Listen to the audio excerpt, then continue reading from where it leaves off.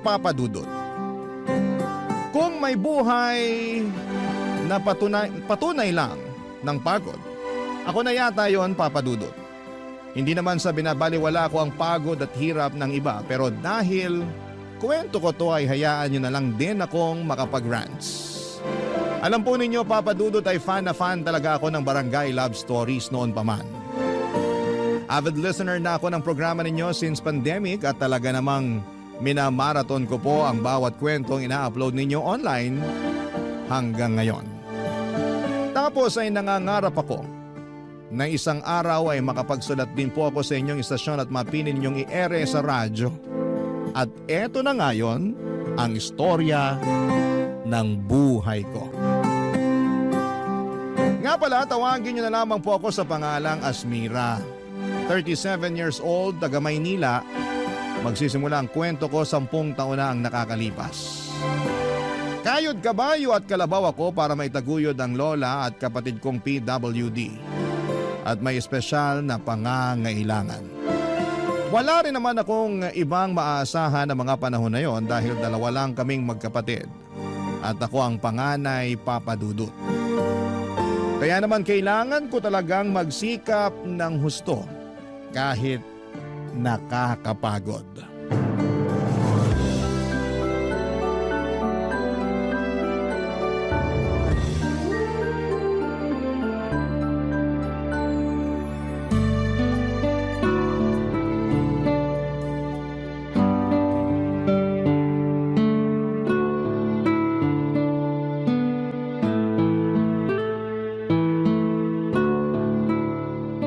Naku, parang kukulangin yata ang sweldo ko.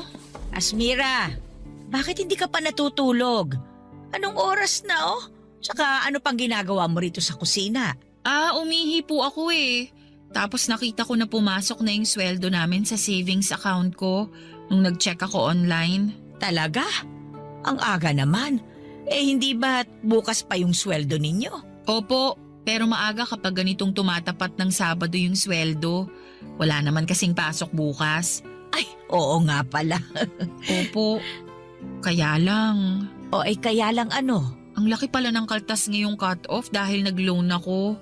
Kaya maliit lang yung sweldo ko. Nagbago pa naman yung bayaran ng kuryente. Sumakto ngayong linggo pa talaga yung due date. Wag mo na munang isipin yan dahil may naitabi naman ako mula dun sa nakaraang bigay mo. Po? Nakapagtabi pa kayo? Oo! Kaya yun na lang muna yung gamitin natin na pambayad ng kuryente. Napansin ko na medyo na late sila magpadala ng bill ngayon, kaya nagbago yung due date. Nagpadala naman sila ng notice sa text pero late na rin naman. Ay naku, hayaan mo na. Huwag mo nang problemahin yon. Pero sigurado po ba kayo na may pera pa kayo? Abay, oo naman. Ayoko lang mawalan kayo lalo na kapag kailangan nyo. Paano ko mawawalan? Sobra-sobra yung ibinibigay mo. Minsan nga napapaisip ako kung may natitira pa sa'yo eh. Meron pa naman po. Baka naman sobra mo nang tinitipid ang sarili mo ha? Alam nyo naman po na matipid talaga ako, 'di ba? Oo nga. Pero kung may bagay kang gustong bilhin, bilhin mo na. Pera mo naman yan eh. Pinagtrabahuhan mo. Pinaghirapan mo. Hindi naman po pwede yung ganun. Lalo kailangan ko kayong isipin ng kapatid ko. Saka mahirap yung basta-basta na lang akong bumibili ng gusto ko. Paano kung kailangan natin tas wala akong mahuhugot? Ang akin lang naman, huwag mo masyadong ipagdamot sa sarili mo yung mga bagay na pwede mo namang bilhin sa perang pinaghirapan mo. Tsaka katulad ng sinabi ko, may natatabi naman ako. Nagbibigay din naman ng ibang mga anak ko eh. Kaya ayos lang na hindi mo ako palaging bigyan. Ikaw na nga nagbabayad sa lahat ng bills natin dito sa bahay eh. Ikaw din bumibili ng bigas at saka nag-grocery. Wala naman po sa akin yun. Ang gusto ko, mabigyan kayo ng maginhawang buhay ng kapatid ko. Palagi ko kayong iniisip at kasama kayo lagi sa mga plano ko sa buhay. Kaya nga nagpapasalamat ako sa iyo ng husto kasi hindi ka nagsasawa na palagi kaming isama sa mga plano mo sa buhay. Ako po ang dapat magpasalamat dahil sa pag-aalaga ninyo sa kapatid ko. Hindi ko alam ang gagawin kung wala kayo. Sigurado mahihirapan akong magtrabaho kasi wala akong mapag-iiwanan sa kanya. Ay naku, wala yon. Apo ko naman yun eh. At saka pareho ko kayong mahal. Kumusta po pala yung kapatid ko ngayong araw? Di naman po ba naging makulit? Ay nako, nagwala nga kaninang tanghali. Kasi nagulat doon sa kapitbahay nating nagpatugtog ng ubod ng lakas. Natutulog kasi, kaya ayun, sinumpong paggising. Hindi ko nga kagad napakalma, iyak ng iyak, tapos naninipa pa. Hala, nasipa po ba kayo, Lola? Oo, pero hindi naman masyadong malakas. Grabe naman. Nagulat kasi siya eh. Ako nga rin nagulat. Patulog na rin ako noon kasi katatapos lang namin kumain. Kasalanan ng kapitbahay natin. Pero alangan namang sisihin ko sila, hindi ba? Birthday kasi nung isang anak, kaya nagkantahan. Kaya lang, ewan ko ba naman sa ibang mga tao, walang pakundangan kung mag-ingay. Akala yata sa bundok sila nakatira ng 1 kilometro pagitan sa mga kapitbahay eh. Parang kilala ko na kung sino sa mga kapitbahay natin yung maingay. O sino pa nga ba? Di pinabarangay natin kamakailan lang. Ay, grabe po talaga. Pero paano nyo napatahan yung kapatid ko? Yun, binigay ko yung teddy bear na binili mo sa kanya. Ang sabi ko, kapag hindi niya yun inalagaan kasi panay ang iyak niya, ay iiyak din yun. Awa naman ng Diyos tumigil sa kaiiyak yung kapatid mo. Tapos nakita ko na lang na yakap-yakap niya yung teddy bear. Mahal na mahal niya yun kasi bigay mo. Ay, pero apo, gabi na. Matulog ka na. Bukas na lang tayo magkwentuhan. Tutal, wala ka namang pasok eh. Opo, salamat po ulit sa walang sawang pag-aalaga sa kapatid ko ha. At sa akin na rin, Lola. Wala iyon. Pareho ko kayong mahala po.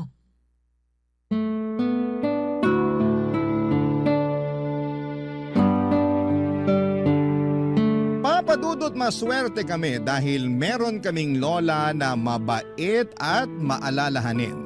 Siya na ang tumayong nanay sa aming magkapatid nung naulila kami. Wala na kami mga magulang, parehong namatay sa sakit noong 16 years old pa lamang ako. Bale, pinaluwas kami ng lola namin na taga Maynila mula sa Abra para tumira kasama niya. Nanay siya ng mama namin na sinusuportahan na lamang ng iba niyang mga anak. Sakto dahil mag-isa na lamang si Lola sa bahay nila matapos mamatay ni Lolo ng mga panahong yon. Dapat magtatrabaho na ako pagdating namin sa Maynila ng kapatid ko, pero kinausap ako ni Lola at tinanong kung gusto kong mag-aral. Meron pa naman daw siyang kaunting ipon at willing namang sumuporta sa akin ang isa kong tita na nasa abroad. Kaya naman sinunggaban ko na ang opportunity at kumuha ako ng kursong may kinalaman sa business na natapos ko naman. Fast forward, meron akong long-time boyfriend na mga panahong yon. Nagkakilala kami noong college at naging kami papadudot. Siya ang kasama ko sa lahat ng mahalagang parte ng buhay ko. Legal din kami sa mga pamilya namin at masasabi ko na siya talaga ang lalaking gusto kong pakasalan at makasamang bumuo ng pamilya. Kaya lang 2 beses na siyang nag-propose sa akin. Una ay noong 25th birthday ko at yung sumunod ay noong Valentine's Day ng 2014 papadudot.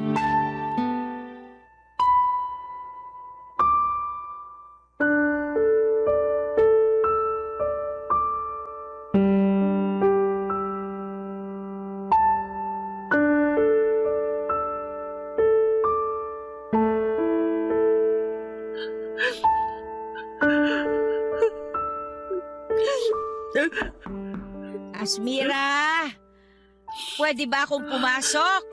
Opo, bukas po yung pinto. Ikaw pala yung naririnig kong umiiyak pagdaan ko sa pinto ng kwarto mo. Akala ko kasi guni-guni lang yun eh. Pero pinakinggan kong mabuti bago ako kumatok. Hindi naman po ako umiiyak.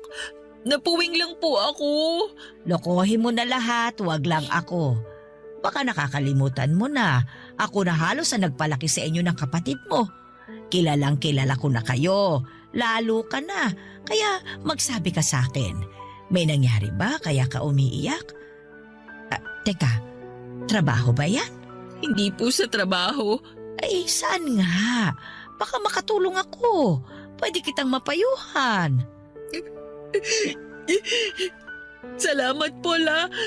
Pero hindi ko na talaga alam yung gagawin. Ay, naku naman.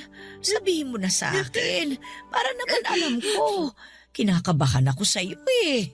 Kalma lang po kayo. Paano ba kung kakalma? Lola mo ako. Sorry po. Nahihiya lang kasi ako sa inyo. O siya, ano ba kasi yun? Apo, sabihin mo na sa akin. Tungkol po sa amin ng boyfriend ko. Oh, ano nangyari sa inyo?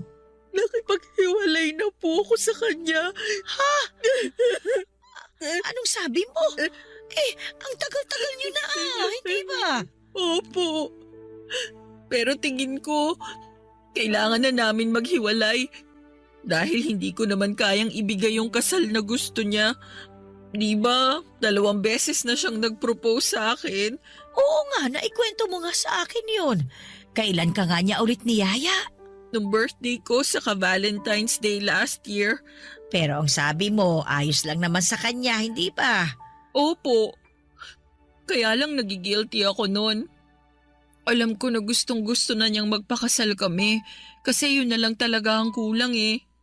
Pangarap niya na magkaanak na kami at bumuo ng pamilya. Pero ako po yung hindi pa handa. Paanong hindi pa handa? Nasa tamang edad ka na naman para mag-asawa. Ayoko pa pong magpakasal kami kasi mahahati yung atensyon ko sa pag-aalaga at pagtataguyod sa inyo ng kapatid ko. Ayaw pa naman niyang tumira kami rito pag nagpakasal kami kasi gusto niya doon na raw sa bahay na iririgalo sa kanya ng parents niya. Kinausap ko siya na hindi pa ako handa. Sabi niya naiintindihan niya, lalo na alam naman niya ang sitwasyon natin. Saka kilala niya kayo ng kapatid ko, kaya tiwala akong maiintindihan niya. Kaya lang kanina, inopen niya uli yung naiinggit siya sa katrabaho niya na may anak na raw at nakaschedule na yung binyag. Sakto, kinuha siyang ninong. Tapos tinanong niya kung hanggang kailan ba daw siya maghihintay na maging handa ako para magpakasal sa kanya. Hindi ko siya nasagot.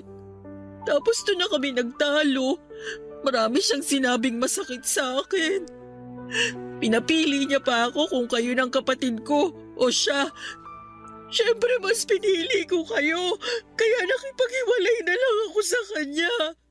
Ay, grabe naman yung pinapili ka niya. Pero apo, pasensya ka na rin ha. Kasi pakiramdam ko kasalanan namin ng kapatid mo kung bakit hindi ka pa makapag-asawa. Masyado ka kasing nakatali sa amin at sa mga responsibilidad mo sa pamilya natin. Wala po kayong kasalanan. Pinili ko kayo kasi pamilya ko kayo at mahal ko kayo. Nalulungkot lang ako dahil akala ko naiintindihan niya ako.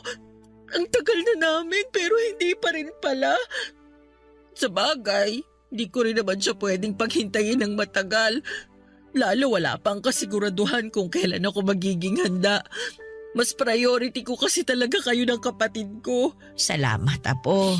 Pero nakakapanghinayang lang talaga yung tagal ng relasyon ninyo. Mabait naman yung batang yun. Akala ko ngayon siya na talaga ang mapapangasawa mo. Ako rin naman po. Pero siguro ganun talaga. Kailangan ko na lang mag-move on. At least, hindi na siya maiinip sa paghihintay sa akin. Ay, kaya nga lang. Hindi ko pa rin talaga mapigilang hindi malungkot. Kung nalulungkot kayo kasi mas pinili ko kayo ng kapatid ko kaysa sa kanya, wag na po. Sinasabi ko sa inyo na sa ngayon, hindi ko talaga priority ang pag-aasawa. Saka Lola, kung talagang mahal ka, hindi ka pa pipiliin, di ba? Kaya naisip ko na, baka sayang na nga yun para maghiwalay kami. Oo, mahal ko pa rin siya. Pero hindi sapat yung pagmamahal na yun para manatili pa kami sa relasyon. Hayaan nyo na, makaka-move on din naman po ako.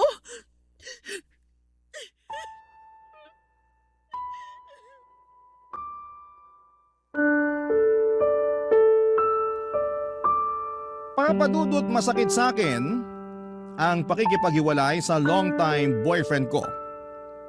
Pero wala naman ako magawa dahil gusto na niyang bumuo ng sariling pamilya. At yon ang bagay na hindi ko pa maibigay sa kanya ng mga panahong yon. Mahal ko siya at siya na ang nakikita kong tao na makakasama ko hanggang pagtanda namin. Pero hindi pa ako handang iwanan at bitawan ng responsibilidad ko sa lola ko at sa nakababata kong kapatid. Kaya naman pinalaya ko na lang siya kahit masakit sa akin, Papa Dudut. Parang pinagpira-piraso ang puso ko ng mga panahong yon. Pero ayoko rin namang itali sa akin at patuloy na paasahin kung kailan ako magiging handa na bumukod kasama siya. Sobrang lungkot ko lamang noon pero umasa ako at nananalig sa Diyos na kung pagkakalooban niya ako ng panibagong tao na mamahalin ay sana'y matanggap nito ang responsibilidad na hindi ko mabitawan sa aking pamilya, Papa Dudut.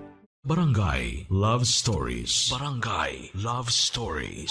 Papa Dudut, alam ng Diyos na gusto kong makapag-asawa at magkaanak.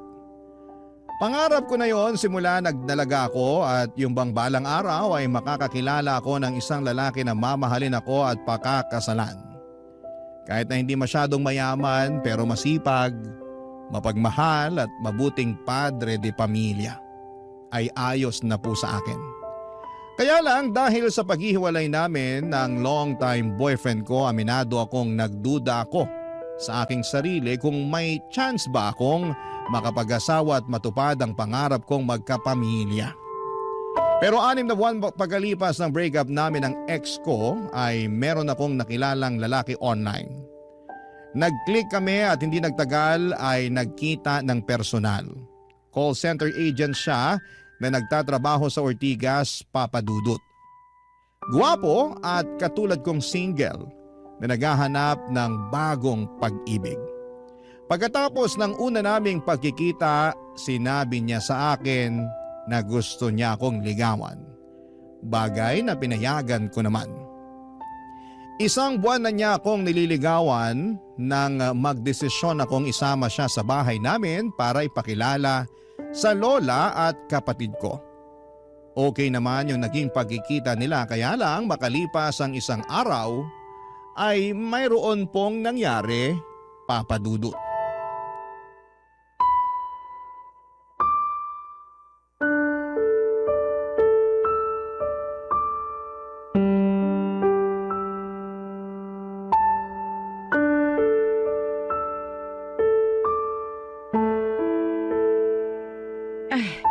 Ano ba yung sinasabi mong hindi na nagparamdam sa'yo yung manliligaw mo? Wala na po eh. Hindi na po siya nagre-reply sa mga text ko. Cannot be reached na rin po yung number niya. Eh bakit naman niya ginawa sa'yo yun? Baka ayaw na niya sa akin kaya ganun. Aayawan ka niya? Eh ang saya-saya niyo pa nung nakaraan na. Sinama mo pa nga siya rito para ipakilala sa amin ng kapatid mo. Kaya nga po eh. Pero akala ko okay lang ang lahat, kaya lang mukhang mali ako. Ano ba sa tingin mo yung problema? Yung totoo po? Oo. Tingin ko nagbago yung isip niya na ituloy yung panliligaw sa akin matapos ko siyang dalhin dito sa bahay. Naisip ko na hindi pa siya handa sakaling maging kami, tapos mas priority ko kayo ng kapatid ko. Sobra naman yun. Akala ko pa naman masaya siya nung nagpunta rito sa atin. Panay pa nga ang kwentuhan namin ng mga nakakatawang karanasan niya nung nagbakasyon sila ng pamilya niya sa Bohol. Sabi ko kasi, pangarap ko makapunta doon, tapos gaganyanin ka lang niya. Hindi pa naman po ako sigurado kasi bigla na lang siyang nawala. Sa lagay para pala siyang multo. Ganun na nga po. Nakakainis naman yung batang yun. Pero feeling ko nagulat din siya sa kapatid ko nun. Bakit? Hindi ba niya alam na may kapatid kang may espesyal na pangangailangan?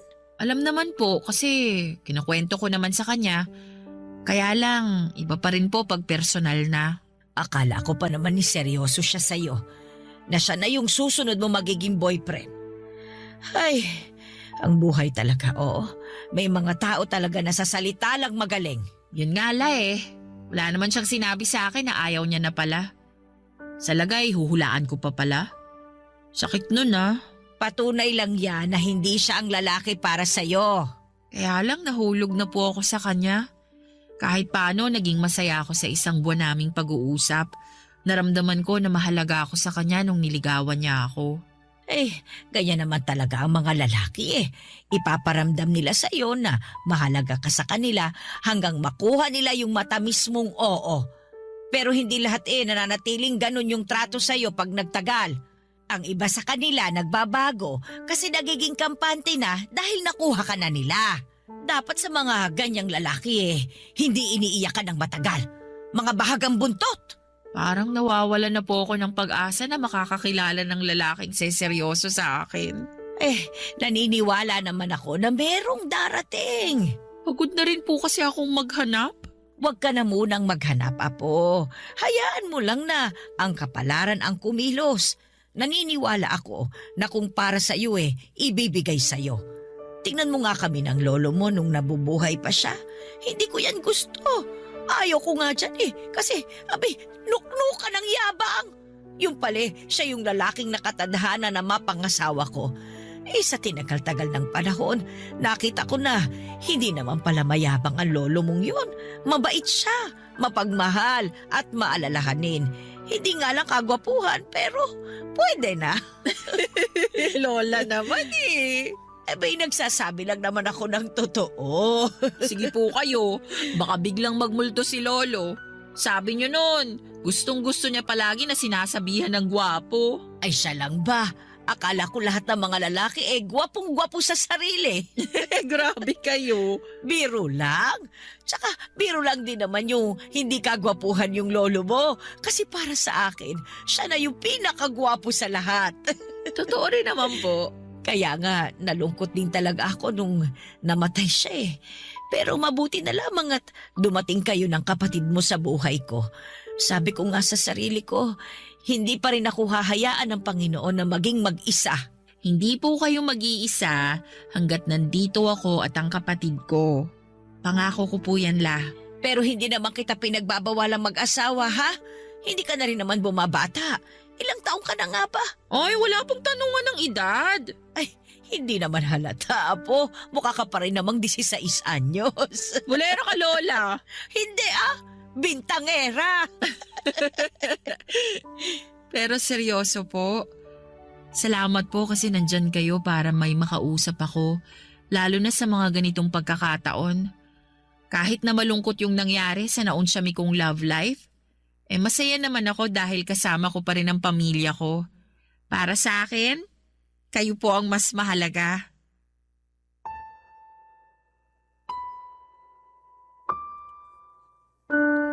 Papadudot doon ko na pagtagpi-tagpi ang lahat.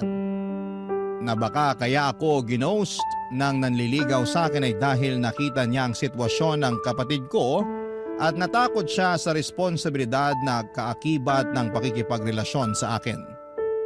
Noong gabi kasi na dinala ko siya sa bahay upang ipakilala kina Lola ay nagtantrums ang kapatid ko. Umiyak ito at nagwala at hindi siya mapatahan ni Lola. Buti na lamang at dumating kami ng mga panahong yon at ako lang ang nakapagpakalma sa kapatid ko. Sa totoo lang, abot langit ang hiya ko noon sa aking manliligaw. Kasi kahit na hindi niya sabihin ay kita ko sa ekspresyon ng mukha niya na nagulat siya ng gusto. Nandun rin yung takot dahil baka noon lang din siya nakaengkwentro ng ganong senaryo. Pero una pa lang naman ay sinabihan ko na siya na meron akong kapatid na may espesyal na pangangailangan. Okay lang siya ng okay noon. Naniwala at nagtiwala ako na maiintindihan niya ang sitwasyon ko pero doon ako nagkamali. At kahit na hindi pa nagiging kami ay nasaktan pa rin po ako. Plano ko pa naman na sagutin na siya kinabukasan. Pero may kasabihan nga na rejection is God's redirection. Ang ibig sabihin ay may mga bagay na hindi nangyayari dahil merong magandang plano ang Diyos para sa atin.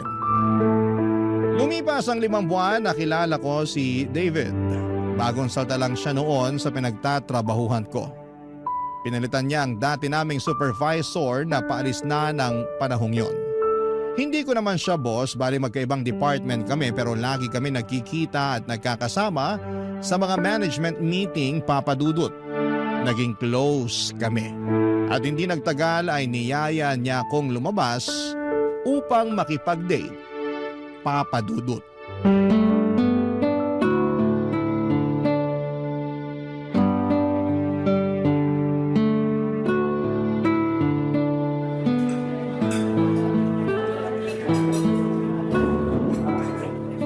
Naku, ang sosyal naman dito sa restaurant na pinagdalhan mo sa akin, David. Di ba, sabi ko gusto kita i-date? Siyempre, naghanap talaga ako ng magandang restaurant na pwede kong pagdalhan sa'yo. Seryoso ka pala talaga sa sinabi mo na gusto mong mag-date tayo? Oo naman. Pareho naman tayong single. Kumbaga, walang sabit. Saka, hindi naman kita yayain kung wala akong dahilan. Anong dahilan? Alam ko na hindi pa matagal simula nung nagkakilala tayo. Pero napalapit ka na sa akin. Yung totoo? Nagustuhan na kita nung unang araw pa lang na nakita kita. Maraming bagay yung hinangaan ko sa'yo. Lalo na sa pagiging profesional at magaling mo sa trabaho natin. Napaka-passionate mo sa mga bagay na ginagawa mo. Simula nun, lalo ko napatunayan sa sarili ko na hindi lang pala kita basta gusto. Mahal na kita, Asmira. Ha? Kaya nga kita niyaya makipag-date para formal na hingin yung permiso mo na manligaw ako sa'yo. Pero, David, Pero ano? hindi pa ako handang magpaligaw. Ganun ba? Oo, sorry, pero ano kasi, yung totoo, gusto na rin naman kita. Kaya lang natatakot ako na baka pag nakilala mo na ako ng husto, ayawan mo na lang ako bigla sa dulo. Anong ibig mo sabihin? Dediretsuhin na kita ah. Hindi pa ako ulit handang magpaligaw kasi priority ko ang pamilya ko. Pero hindi ko naman pinagbabawalan yung sarili ko na ma-in love. Kaya lang, nandun pa rin yung takot na baka pag napalapit na ako sa'yo ng husto, iwan mo rin ako katulad ng ginawa sa akin ng long-time boyfriend ko at nung naunang manligaw sa'yo. Iniwan nila ako kasi hindi nila matanggap yung responsibilidad ko sa lola at kapatid ko na may special needs. May kapatid ka na may special needs? Meron. Pwede ko bang malaman kung anong kondisyon niya? May cerebral palsy siya simula pagkabata at ako na yung nag-alaga sa kanya. Nung namatay ang mga magulang namin, tumira kami sa lola namin na taga Maynila. Siya ang nagbabantay sa kapatid ko tuwing nasa trabaho ako. Kaya nga malaki ang pasasalamat at utang na loob ko sa kanya. Kaso tumatanda na siya, humihina na ang katawan niya. At natatakot ako na baka isang araw, hindi na niya kayanin na alagaan ang kapatid ko. Kaya nga nung hiniwalayan ako ng ex ko at ginost ng manliligaw ko, na-realize ko na saka na lang ako papasok sa relasyon. Unfair din naman kasi nabigyan ko sila ng responsibilidad sa pamilya na hindi ko mabitawan. Kaya sorry talaga kung hindi ko matatanggap yung panliligaw mo. Ngayon, mas naiintindihan ko na yung pinanggagalingan mo. Mahirap magkaroon ng responsibilidad na ganyan kabigat. Oo, pero hindi naman ako nagrereklamo kasi mahal ko yung kapatid at lola ko. Sa totoo lang, inspirasyon ko yung kapatid ko kung bakit ako nagsisikap sa buhay. Gusto kong magtrabaho ng magtrabaho para may pampagamot ako sa kanya. Gusto ko rin mag-ipon ng pera para pagdating ng araw, hindi kami mahirapan ni Lola sa pag-aalaga sa kanya. Plano ko kasing kumuha ng private nurse na titingin sa kanila ni Lola. Naniniwala ako na matutupad mo ang mga pangarap mo. Ngayon pa lang, sobra mo na ako napabilib. Salamat, David. Pasensya ka na ulit kung nireject kita ha. Ayos lang naman. At least, naging honest ka kaya magiging honest ulit ako sa'yo. Ano yun? Anong ibig mong sabihin? Hindi nawala yung nararamdaman ko para sa'yo. Dahil sa mga sinabi mo sa akin, mas lalo lang kitang minahal. Alam ko na hindi ka pa handa na tumanggap ng bagong pag-ibig sa ngayon. Pero handa naman ako maghintay na dumating yung araw na yon. Pero baka mapagod ka. Saka ayoko naman na sa akin lang umiikot ang mundo mo. Lalo kung pwede ka naman makipag-date at manligaw ng ibang babae. Malay mo, sila pala ang totoong para sa'yo at hindi ako. Papadudot maaga pa lamang ay sinabi ko na kay David na meron akong kapatid na may special needs. At medyo challenging itong i-handle lalo na tumatanda na rin ang lola namin. Isa yon sa dahilan kung bakit hindi pa ako handang mag-asawa. Kapag bumukod na kasi ako at bumuo ng sariling pamilya kasama ang asawa ko, ay maiiwan ang kapatid ko sa lola namin. Naging open ako kay David tungkol sa estado at disposisyon ko para hindi na siya umasa na maibabalik ko ang pagmamahal niya. Sa totoo lang, nalungkot ako papadudot dahil napalapit na rin sa akin si David. Mabait kasi siya, masayang kasama at gentleman. Kaya lang, ayoko namang hayaan ang sarili ko na mahulog sa kanya ng husto. Tapos sa dulo ay iiwanan niya lamang ako katulad ng ginawa sa akin ng ex-boyfriend ko at manliligaw ko noon. Papadudot, ayoko na ulit masaktan. Kaya naman nag-focus na lamang ako sa pagtataguyod ng aking sarili at ng aking pamilya. Sila ang mahal ko at sa kanila ako dapat na mag-focus. Papadudot. Barangay Love Stories. Barangay Love Stories. Papadudot, Valentine's Day ng 2016 ang dalhan ako ni David ng isang malaking bouquet ng red roses. Gulat na gulat ako dahil wala naman akong inaasahan sa kanya ng mga panahong yon. Nagkasundo na lamang kasi kami na maging magkaibigan lalo na at hindi pa ako handang magkaroon ng panibagong karelasyon. Tinanggap ko na lamang na baka hindi na ako makapag-asawa pero pinangako ko naman sa sarili ko na bibigyan ko ng maganda at komportabling buhay ang lola at kapatid ko. In fact, pinag-iisipan ko na nga na mag-abroad noon. Kaya lang nagbago ang lahat matapos akong bigyan ni David ng mga bulaklak. Sa sulat na kasama noon, nakasaad na gusto niya akong makadate. Pumayag ako at kinagabihan ay pumunta kami sa isang restaurant sa Quezon City na noong ko lang napuntahan sa tanang buhay ko. Pagkaupo namin sa pinareserve niyang mesa ay nag-thank you sa akin si David dahil pumayag ako makipag-date sa kanya. Sa isip ko ay date lang naman, wala namang masama doon. Pero alam ko naman na niloloko ko lang ang sarili ko na higit pa talaga sa pagkakaibigan ng nararamdaman ng dalawang tao na lumalabas during Valentine's Day. Pero hinayaan ko na lang at in-enjoy ang bawat sandali. At bago niya ako ihatid sa amin ay sinabi niya na hindi niya raw ako kayang maging kaibigan lang. Na naintindihan niya ang responsibilidad ko sa pamilya ko at handa siyang tulungan ako lalo na sa pag-aalaga sa aking kapatid. Kung hindi niyo na itatanong, may pamangkin si David na meron ding espesyal na pangangailangan. Anak yon ang kaisa-isa niyang ate at siya ang nag-alaga rito simula pagkabata. Kaya naman pamilyar si David sa pag-handle sa mga ganong klase ng sitwasyon. Pero hindi pa rin ako kumbinsido kaya pinapunta ko siya sa bahay kinabukasan upang ipakilala sa lola at kapatid ko. At doon ko nakita na nagsasabi siya ng totoo. Dahil bukod sa akin ay siya lang ang nakapagpaamo sa kapatid ko noong sinumpong ito at ayaw tumigil sa pag-iyak. Kung hindi naman sinusumpong ang kapatid ko ay magkasundo sila ni David, Papadudot. Unti-unti ay lalo akong nahulog sa kanya hanggang sa pumayag na akong magpaligaw. 1.5 buwan ang nagdaan nang sagutin ko si David. Naging kami at sa loob ng 1 taon naming magkarelasyon ay masasabi ko na mapalad ako dahil dumating siya sa buhay ko. Nangako si David na kahit mag-asawa na kami ay hindi namin kakalimutan ang responsibilidad ko sa aking kapatid. In fact, napagkasunduan namin na sa bahay pa rin ni Lola tumira. Kaya noong June 2017 ay nag-propose ng kasal sa akin si David. Bagay na hindi ko na tinutulan.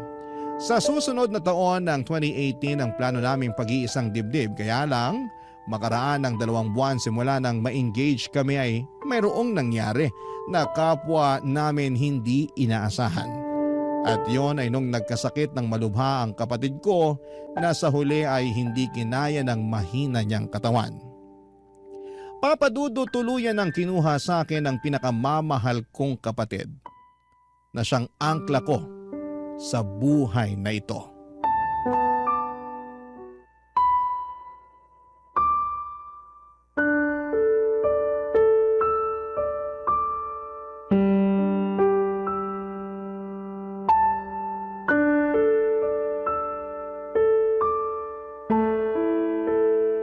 Asmira, ilang araw ka na hindi kumakain. Baka mapano ka na niyan. Okay lang na mapano ako. Para mamatay na rin ako katulad ng kapatid ko. Huwag mo naman sabihin yan. Marami pang nagmamahal sa'yo. Saka, kailangan ka pa namin ng lola mo. Pero kailangan ko rin yung kapatid ko. Kailangan ko siya kasi mahal na mahal ko siya. Pero wala na siya. Ando na siya sa kabaong oh. Hindi na siya gumagalaw. At habang buhay na siyang tulog. Hindi nagigising yung kapatid ko. Kasi patay na siya. Bakit kailangan niya agad mawala? Bakit siya agad kinuha sa akin? Inaalagaan ko naman siya. Ginawa ko naman lahat. Hindi ko rin alam ang sagot sa tanong mo. Pero isa lang naman ang sigurado. Baka pinagpahinga na siya ng Diyos. Bakit siya pagpapahingahin? Nandito naman ako. Hindi ko naman siya pinababayaan Inaalagaan din siya ni Lola. Maraming nagmamahal sa kanya rito. Kaya bakit kailangan niya agad mawala? Sobrang unfair naman ng Diyos kung hindi niya nakikita yung mga pagsasakripisyo ko para mabigyan lang ng magandang buhay yung kapatid ko. Sobrang unfair niya kasi kinuha niya sa akin yung kaisa-isang tao na dahilan kung bakit ako nagsisikap sa buhay. Mahal na mahal ko yung kapatid ko, David. Kahit na may kapansanan siya at espesyal na pangangailangan, hindi ako nagsisisi na siya yung naging kapatid ko. Gusto ko ako pa rin na maging ate niya kahit na sa susunod na buhay. Napapagod ako sa trabaho at sa buhay na to. Pero kahit kailan, hindi ako napagod sa kanya. At alam niyo ng kapatid mo, Asmira. Sigurado ko na nagpapasalamat siya sa iyo ng gusto dahil meron siyang mabait at responsableng ate. Di ba, bago ako dumating, ikaw lang din naman ang nagpapakalma sa kanya? Alam ko yun. Nakita ko yun kasi pag nandyan ka, ngumingiti siya. Tapos tinuturo ko pa niya palagi. Patunay lang yun na sobrang malapit siya sa'yo. Oo, tapos hindi ko na ulit makikita yung ngiti niya. Yung maganda niyang mukha. Hindi ko na maririnig yung boses niya at yung mga pag-ungol niya pag may tinuturo siya na gusto niya na kunin. Pati yung tawa niya pag masaya siya. Lahat yun, kasama na niyang malilibig. Hindi ko na makikita ang kapatid ko dahil wala na siya sa piling namin ni Lola habang buhay. Naniniwala ako na kahit hindi na natin siya kasama sa buhay na to, mananatili pa rin siyang buhay sa mga puso natin. Alam mo, kahit na sandali pa lang kami nagkakasama ng kapatid mo, naging malapit na rin siya sa akin. Napamahal na ako sa kanya kaya nga sobrang sakit din sa akin itong biglang pagkawala niya. Pero alam ko, naniniwala ako, nakasama pa rin natin siya anumang mangyari. Hindi nga lang natin siya nakikita, pero hindi naman talaga siya nawala. Iisipin ko na lang na nakapagpahinga na siya sa piling ng Diyos. Na wala siyang sakit na nararamdaman at nararanasan para kahit paano mapanatag ako at mabigyan ng konting peace of mind sa pagkawala niya. Thank you, David, ha? Sa lahat-lahat. Sa pagmamahal sa kapatid ko. Sa pagtrato sa kanya ng tama at mabuti. Sa mga tulong mo sa amin ni Lola, lalo nung araw na iniwan na kami ng kapatid ko. Sobrang down ako noon kaya hindi ko na alam yung gagawin. Buti andyan ka para ayusin yung mga papeles niya at pagbuburulan. Maliit na bagay lang yun kumpara naman sa pagsasakripisyo mo para sa kapatid mo nung nabubuhay pa siya. Walang kaso sa akin ng tumulong, lalo na't mahal ko ang kapatid mo. Salamat pero hindi maliit na bagay yung ginawa mo at patuloy mo pa rin ginagawa. Kaya salamat talaga. Hindi ko alam ang gagawin ko kung sakaling wala ka. Hindi ako mawawala. Palagi ako nasa tabi mo para tulungan at damayan ka. Tandaan mo, hindi ka na nag-iisa. Oo, lagi kong tatandaan yan. Buti naman. Pwede bang kumain ka na? Nag-aalala na ako sa'yo eh. Wala pa rin akong gana eh. Pero sige, susubukan ko. Kakain ako kahit konti. Papadudot ang sakit-sakit mawala ng kapatid. Hindi ko alam kung paano pa ako uusad ng mga panahong yon. Masyado rin kasing mabilis sa mga pangyayari at nagkaroon siya ng pulmonya at nagkaroon ng komplikasyon. Hindi na naagapan at hindi namin nakalain na kukunin na pala ng Diyos sa amin ang kapatid ko. Matagal na namang mahina ang katawan niya kaya mabilis siyang magkasakit, papadudot. Pero naaagapan namin yon kaya gumagaling siya. Kaso sinabi na rin ng doktor na kusa nang bumigay ang katawan ng kapatid ko at wala na akong nagawa nung agawin siya ng kamatayan. Pakiramdam ko po noon ay gusto ko na rin mamatay lalo't wala na ang angkla ko. Sa totoo lang kahit minsan ay nakakaramdam ako ng pagod sa pag-aalaga at pagtataguyod sa kapatid ko ay mahal na mahal ko pa rin siya. Siya ang inspirasyon ko at dahilan para magpatuloy sa buhay. At nung nawala siya, pakiramdam ko ay nawala na ako ng direksyon sa buhay at pag-asa na makakausad pa. Pero buti na lamang at nandyan sina Lola at David. Naging sandalan ko sila sa oras na nangihina ko gawa ng pagkamatay ng kapatid ko. At kapag gusto ko nang bumigay, yung pagmamahal ni David ang nagsisilbi kong lakas, papadudot. Sa pagpapatuloy ng aming relasyon ay natuloy pa rin ang kasal namin ni David noong 2018 at tumira kami sa bahay ni Lola at nangako na aalagaan siya. Hindi nagtagal ay nabuntis ako. Masayang masaya kami ni David dahil magiging magulang na kami. Kapwa excited kami at kabado na rin, kaya lang habang ipinagbubuntis ko ang panganay namin ay muli kaming sinubok ng kapalaran. Matapos matuklasan sa isang masusing pagsusuri na mayroong Down syndrome ang magiging anak namin, papadudot.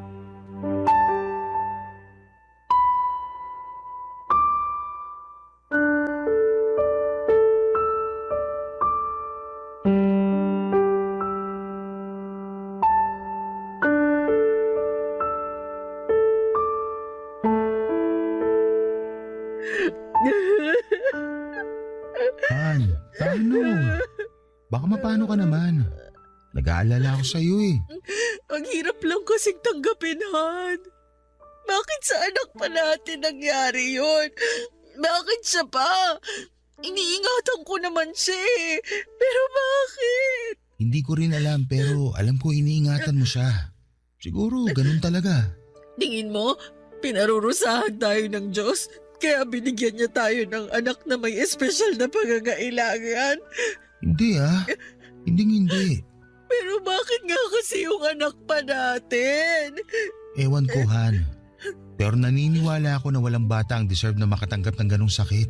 Oo, kasi alam kong mahirap dahil napagdaanan na yun ng kapatid ko at ng pamangkin mo. Natatakot lang ako para sa anak natin. Lalo na't hindi na magiging normal sa kanya ang lahat. Simula pa lang sa araw na isilang siya sa mundong to. Natatakot din naman ako pero kailangan pa rin nating tatagan ang loob natin. Hindi pwede na tayo mga magulang niya ang unang-unang panghihinaan. Hindi kawawang anak natin dahil may espesyal siyang pangangailangan.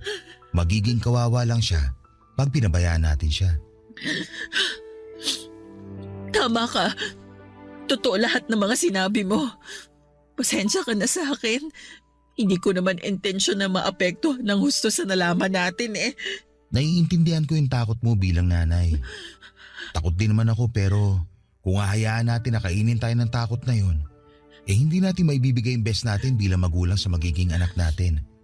May dahilan kung bakit pareho tayo nagkaroon ng karanasan sa pag-aalaga na may mga special na pangangailangan.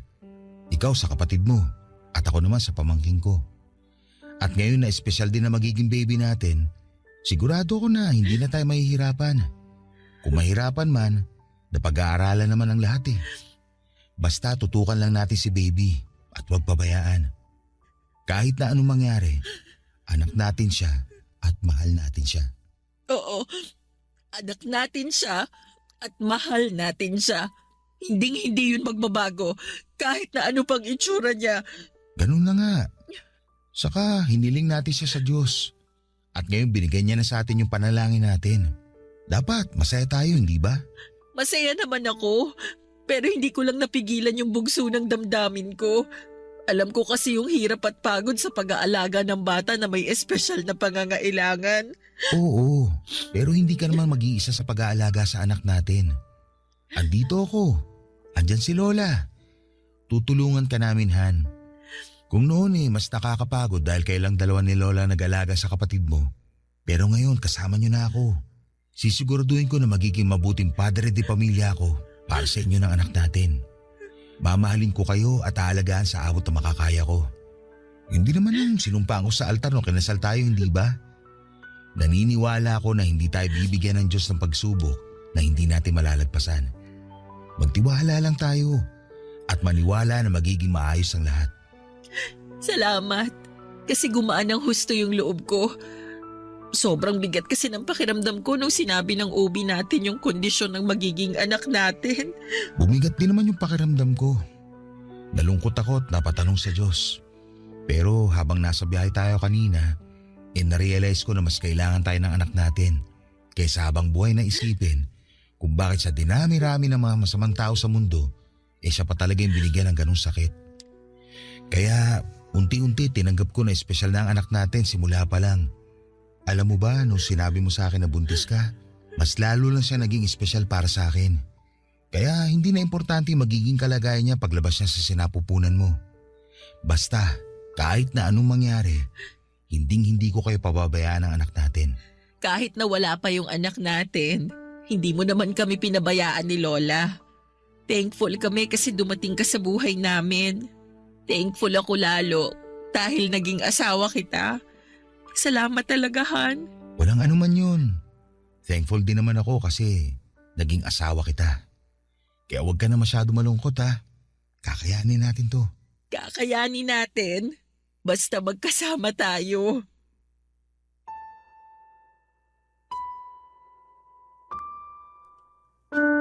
Papadudot walang pagsidlan ang pagpapasalamat ko sa Diyos. Dahil ibinigay niya sa akin si David at hinayaan niya itong maging asawa ko. Napakapalad ko sa kanya dahil hindi lang siya mabuting asawa kundi responsable ding padre di pamilya. Dahil nandyan siya ay mas gumaan ang lahat sa akin. At alam ko na wala akong hindi kakayanin dahil nasa tabi ko lamang ang lalaking pinakamamahal ko. Totoo nga ang sinabi ni Lola na kusang darating ang tao na para sa iyo pag hinayaan mong gumawa ng paraan ng kapalaran. Tungkol naman sa baby namin, pinanganak namin siyang may Down syndrome. Pero kahit na may espesyal siyang pangangailangan ay malusog ang anak namin. At simula pa lang noong araw na isinilang ko siya ay marami na ang nagmahal sa kanya. Sa kasalukuyan, kami ni Lola ang magkatuwang sa pag-aalaga sa anak namin ni David habang nasa abroad ang mister ko. Noong 2022 kasi ay nabigyan siya ng opportunity na makapag-ibang bansa. Ako naman ay nag-work from home sa gabi bilang virtual assistant. Nakakapagod magtaguyod ng anak na may espesyal na pangangailangan pero kahit kailan. Hindi po ako napagod na maging nanay niya. Para sa akin, biyaya siya ng Diyos. Katulad ng kapatid ko na espesyal din sa puso ko. Maraming salamat po sa inyo, Papa Dudut, sakaling mapili po ninyong i-area ang sulat ko at sana'y kinapulutan po ito ng aral at inspirasyon ng mga kabarangay natin. God bless and more power sa Barangay Love Stories. Number 1 po kayo sa aking puso. Ang inyong forever kapuso at kabarangay, Asmira. Dear Papa Dudut, naalala mo pa ba ang unang nagpatibok ng puso mo? Kasi ako, oo. Ako nga pala si Jerry, 35 years old at gusto kong ibahagi sa inyo ang kwento ng first love ko. Siya si Mitch, mas matanda siya ng 5 taon sa akin. Pero hindi naging hadlang ang aming mga edad para magkaroon ng katuparan ang aming pagmamahalan. 18 anyos ako nang una ko siyang makita. Kabatch at katrabaho siya ng ate ko. Minsan ay inimbitahan siya ni ate nila sa bahay namin. Iba na agad ang naramdaman ko nang magtama ang aming mga mata. Nakatambay sila noon sa sala at ando naman ako sa kusina, Papa Dudut. Kitang-kita namin ang isa't isa. Panay ang sulyap niya sa akin at iba ang sulyap na yon. Palihim din niya ako giningitian tuwing tumatalikod si ate sa kanya. Ako naman ay panay ang daan ko sa sala kahit wala naman akong pakay doon. Nakahalata nga si ate nila at namula ako sa hiya nang tanungin ni ate kung bakit ba ako daan ng daan sa sala. Napangiti na lamang si Mitch. Doon na nawala ang hiya ko bigla. Sa mga sumunod na araw ay napadalas na nga ang pagdalaw ni Mitch sa bahay namin, Papa Dudut. Mas lalo tuloy akong nagkagusto sa kanya. Doon na rin kami nagsimulang maging malapit. Kinuha niya ang number ko at agad ko naman yung ibinigay. Inabangan ko ang pag-text niya sa akin at nung nakatanggap na ako ng text sa kanya ay nagtuloy-tuloy na ang usapan namin, Papa Dudut. Doon na nagsimula ang love story namin. Niligawan ko siya at sinagot niya ako. Nilihim namin yon noong una dahil hindi namin alam kung paano ipapaliwanag kay ate nila na kami na. Nahuli lamang kami nang mabasa ng ate nila ang love letters na pinapadala sa akin ni Mitch. At ang mga love letter na yon ay tinago ko pa rin kahit na nagkahiwalay na kami at kahit na lumipas na ang ilang taon. Nasa kwarto nga ako at naglilinis nang makita ko ang isang maliit na karton na nasa pinakatagong at pinakailalim ng cabinet ko. Doon nakatago ang mga love letter ni Mitch sa akin noong araw.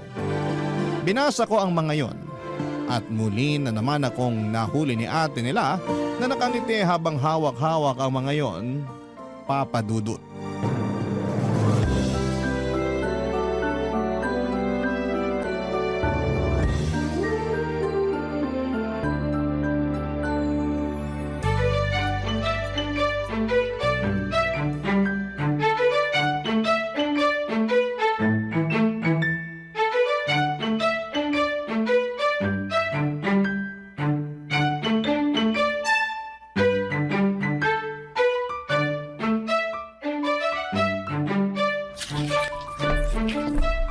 Hoy Jerry, tama ba yung nakikita ko? Yan ba ang mga love letter ni Mitch sa'yo noon? Ate Nila naman, bigla ka naman sumusulpot dyan. Nakakagulat ka. Sagutin mo muna kasi yung tanong ko. Oo nga, love letters nga to ni Mitch sa akin noon. Sabi ko na kulay pa lang ng papel, alam kung sa kanya na yan galing. Pink kasi ang papel na ginagamit niya pag sinusulatan niya ako ng love letter. At ikaw naman, blue na papel. Paano mo nalaman? Kala mo ba ikaw lang ang nahuli ko? Hoy, nahuli ko rin kaya si Mitch noon na binabasa mga love letter mo. Nakangiti ba siya? Kinikilig? Ginajudge ang grammar ko? Hoy, bakit parang interesado ka pang malaman? Ang tagal nyo nang hiwalay. Masama bang ungkatin ng past? Kung hindi naman makakatulong sa present, bakit pa? Gusto ko lang naman malaman. Closure, kumbaga. Oh, may naalala naman ako sa closure na yan. Ang talas talaga ng memory mo kahit 40 ka na ha? Hoy, para sabihin ko sa'yo, naaalala ko pa lahat na nangyari sa inyo ni Mitch. Ako kaya ang sumbungan niya ng mga kapalpakan mo. Pumalpak ako sa kanya? Hihiwalayan ka ba niya kung hindi? Ang sakit naman. Totoo naman kasi Wala na ako ibang ginawa kundi makinig sa mga reklamo niya sa'yo. Ako nga nagsabi na iwan ka na niya eh. Sabi ko na kasalanan mo talaga kung bakit kami natapos. Ako nga yung nagsabi sa kanya na makipaghiwalay na sa'yo. Ate naman. Wait naman kasi, hindi pa kasi ako tapos. Sinabi ko yun sa kanya, pero ayaw niya. Hindi ka raw niya kayang iwan. Mahal na mahal ka kaya ni Mitch noon. Talaga? Sinabi niya yun? Kinilig ka naman. Nagtataka lang ako. Kasi kung mahal na mahal niya ako, bakit bigla niya akong iniwan nun? Ganun naman talaga eh. Hindi porket mahal ka, hindi ka naiiwan. Nasaktan din kaya siya nung iniwan niya ako? Hindi porket siya ang nang iwan, hindi na siya nasaktan. Kung alam mo na kung paano ko siya kinomfort nung gabing nakipag-break siya sa'yo. Ay, bakit ngayon mo lang sinabi sa akin to? E di sana umabol pa ako sa kanya. Iyan ang dahilan kung bakit siya nakiusap na wag kong sabihin sa'yo kasi alam niyang hahabulin mo pa siya. Kapatid mo ako. Dapat sa akin ka pumanig. Dapat doon ka sa alam mong makakabuti sa akin. Tama naman, doon ako sa makakabuti sa'yo. Kaya nga hindi ko na rin sinabi sa'yo eh. Nakita mo kung paano ako nasaktan at nasira nung iniwan niya ako. Yun yung isang bagay na kailangan mong pagdaanan para maging matatag ka. O di ba matatag ka na ngayon? Pero natanong mo ba kung masaya ako? Choice naman natin maging masaya eh. Ikaw lang naman tong pumipigil sa sarili mo na gawin yon. Ang higpit pa rin kasi ng hawak mo sa kanya. Ang tagal niya nakawala sa'yo eh. Nakabitiw na ako sa kanya, no? Talaga ba? Bakit hindi ka na nagkaroon ng karelasyon pagkatapos ni Mitch? Hindi lang ako interesado sa mga nakikilala ko. Sus! Okay, Mitch ka pa rin talaga interesado. Ano ba ang hula ko kung bakit ako iniwan ni Mitch noon? Sabi nila, age doesn't matter, hindi ba? Sa amin naman ni Mitch ay wala naman talagang kaso ang kaibahan sa edad namin. Hindi naman ako minor de edad nang maging kami. Oo, at 5 taon ang tanda niya sa akin pero hindi yon nahalata sa amin, Papa Dudut. Magaling kasi kaming magdala. Pero hindi yon nakita ng ibang tao sa paligid namin. Mga taong ayaw sumuporta at gusto lang lagi ang mangpuna. Sa mga unang buwan namin na magkarelasyon ay marami ang nagtaas ng kilay sa kung bakit ako ang pinatulan ni Mitch. Bakit daw parang naghanap lamang siya ng batang kapatid? Sinasabi nila na kapag tumagal daw ay ipagpapalit ko siya sa mas bata sa kanya. Nung una ay nagagawa lang namin yon na pagtawanan pero nang tumagal at paulit-ulit na ay narinig na ng tuluyan si Mitch. Dahil nga sa patong-patong na mga nang-i-issue sa aming dalawa ay naapektuhan na ng tuluyan si Mitch. Kaya kahit konting pagkakamali ko sa relasyon namin ay lagi na lamang niyang pinagdidiinan ng mga yon at pinapansin. Nung una ay sinubukan ko namang unawain dahil alam kong higit kanino man ay siya ang pinaka-apektado. Kaya lang, Papa Dudut, ay napapagod din ako at nauubos ang pasensya tulad ng ibang tao. Umiiwas na ako sa kanya sa tuwing mainit ang ulo niya sa akin dahil sa mga maliliit na bagay at pagkakamali ko. Doon siya mas lalong naggalit sa akin. Gusto ko lang namang makaiwas sa away namin pero minasama ata niya ang mga yon. Iyon ata ang naging dahilan para hiwalayan niya ako. Ata. Hindi ako sigurado dahil hindi naman niya klinaro sa akin noong tinapos na niya ang relasyon namin, Papa Dudut. At kahit lumipas na ang ilang taon ay hindi pa rin yun naging klaro sa akin.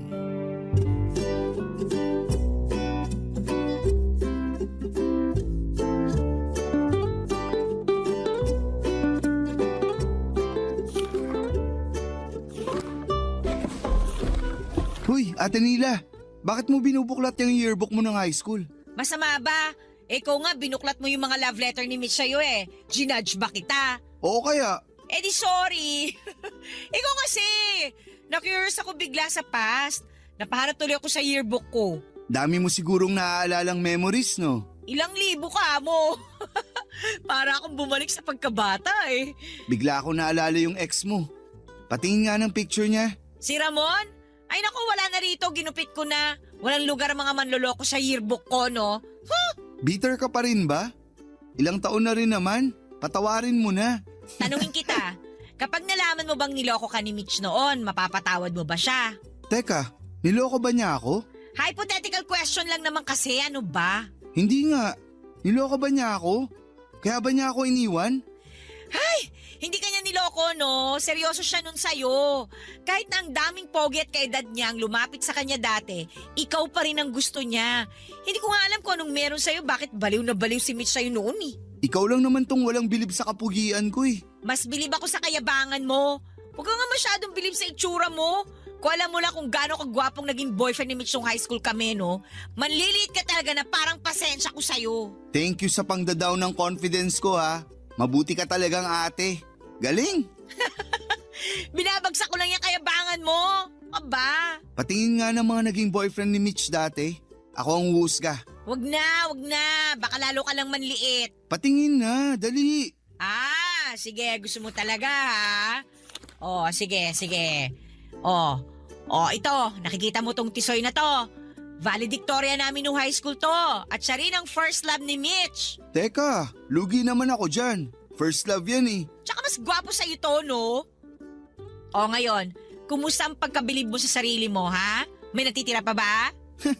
Wala naman sa itsura pag nagmamahal ka. Sabay kabig ka ng ganyan ngayon. Pero matanong ko lang, sino sa tingin mo yung mas minahal niya sa amin? Gusto ko sanang durugin ka pero... Ikaw yung mas minahal ni Mitch. Paano mo nasabi? Tisoy yan tapos matalino pa. Ako, parang dumi lang ako sa kuko ng lalaking yan. Asa na ngayon yung inilalaban mo na wala sa itsura ang pagmamahal? Bigla ako nang hina nung pinakita mo sa akin yung itsura ng first love niya eh. Hindi ka dapat makaramdam ng ganyan. Kasi kung alam mo lang kung paano ka ikwento ni Mitch sa akin. Ibang ningning na mga mata niya kapag ikaw ang binabanggit niya. Sa tingin mo ba, naaalala pa niya ako? Ikaw, naaalala mo pa ba siya? Nitong mga nakaraan, napapadalas. Hindi man kasing dalas mo, sumasagi ka pa rin sa isip niya. Sumasagi nga rin kaya ako sa isipan niya. Paano kaya niya ako naiisip? Sino kaya ang kasama niya noong naiisip niya ako? Ang dami kong tanong noon dahil sa sinagot ni Ate Nila sa akin. Pero hindi ko yon sinabi sa kapatid ko, Papa Dudut. Tumahimik na nga lang ako at pasimpleng nagbiro na mas maapil ako sa naging boyfriend ni Mitch noong high school. Hanggang sa magpalit na kami ng topic at sinarado na rin ni Ate Nila ang yearbook niya. Pagkatapos noon ay iniwan niya ang yearbook sa mesa dahil biglang tumunog ang cellphone niya. Nang makalayo si Ate Nila para sagutin ang tawag ay siya namang pagdampot ko sa yearbook at pagbuklat kung saang pahina nakapaskil ang magandang larawan ni Mitch. Napangiti ako nang mapunta sa pahina na yon, Papa Dudut. Napakaganda ni Mitch habang suot ang kanyang toga. Kahit nga black and white lamang yon, pero litaw pa rin ang kagandahan niya. Lumabas ang magkabilang beloy sa kanyang maumbok na mga pisngi. Napakaganda ng kanyang pagngiti. Simple lang ang mukha niya at walang halong kolorete. Iyon na yon ang babaeng natutunan kong mahalin ng una kong makilala. Kumusta na nga kaya siya? Muli na naman akong nagtanong sa isipan ko. Ngumiti akong muli nang maalala ko kung gaano siya kaganda at nawala rin ang ngiting yon. Nang maalala ko kung gaano kasakit nang bitawan niya ang mga salitang ayoko na. Dahil doon ay sinarado ko nang muli ang yearbook ni Ate Nila at nilapag yon sa mesa. Tumayo na ako para pumasok sa kwarto ko. Pero napalingon akong muli at sinarado kong yearbook ng ate ko. Tulad ng yearbook na yon ay tuluyan na rin kayang naisara ang love story namin ni Mitch. Papa Dudut. Barangay Love Stories. Barangay Love Stories. Sinubukan kong hanapin si Mitch sa Facebook. Pero nahirapan akong gawin yon, Papa Dudut, hanggang sa naisipan kong hanapin ang mga kakilala kong kamag-anak niya. Ang pinaka-close niyang pinsan ang una kong hinagilap. Hindi naman ako nahirapang gawin yon at sinubukan kong i-check kung friend dito si Mitch sa kanyang Facebook account. Pero hindi. Kaya naman naglakas na ako ng loob na i-message ang pinsan ni Mitch para malaman kung nasaan na siya. Doon ko nalaman na wala ngang Facebook si Mitch at tanging cellphone number lamang nito ang ibinigay sa akin. Pasimple ko na nga ring inalam kung may asawa na ba si Mitch at laking saya ko nang malaman kong kakahiwalay lang pala ni Mitch sa kanyang naka-live-in. Papadudot, wala po akong sinayang na oras. Agad kong tinext si Mitch at nagpakilala. Wala pong isang oras ay nakatanggap na ako ng reply sa kanya. Magiliw si Mitch na nakipag-usap sa akin. Hindi ko pa naman siya nilandi noon. Tinatansya ko pa rin siya, papadudot. Siyempre, galing lamang siya sa hiwalayan at ayoko namang mabigla siya sa pagpaparamdam ko. Kahit sa totoo lang ay nai-excite na akong muling makita kung may pag-asa ba kaming magkabalikan, lalo't pareho na kaming single na dalawa. Kahit naman tinatansya ko na siya noon ay gumawa pa rin ako ng paraan para mabilis kong malaman kung may pag-asa kaming dalawa. Wala akong inaksayang panahon at nakipagkita ako sa kanya para maramdaman kung may pag-asa ba akong muli sa kanya. Maswerteng pumayag naman siya, papadudot. Nagkita kaming dalawa sa dati naming tambayan. Doon yon sa isang bakery na may masarap na bentang peanut butter. Yun ang paborito naming palaman sa malambot na monay na benta nila na sinasabayan namin ng buko juice na maraming yelo.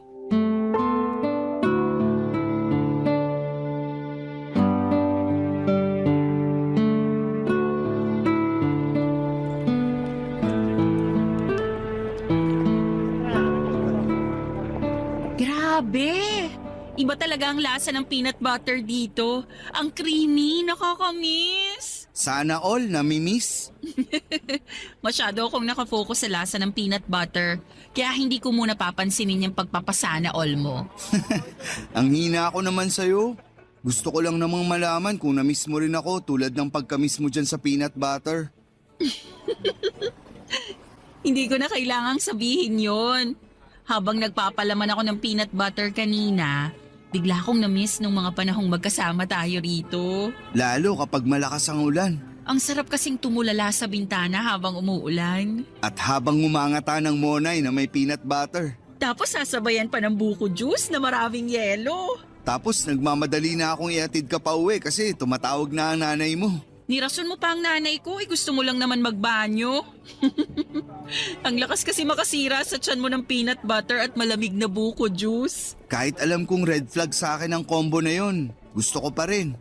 Alam mo kung bakit? Kasi alam mong paborito ko ang combo na yon at gusto mo akong sabayan. Kahit masira pa ang tiyan ko. Pwede naman kasing magkape ka na lang kaysa sabayan mo pa ako sa buko juice eh. Masama bang piliin kung makasabay ka sa mga paborito mong pagkain? Ayan, yan na yan. Ang alin? Diyan mo ako nadali. Lagi mong inuuna yung gusto ko kahit makakasama pa sa'yo. At handa akong ulitin yun ngayon.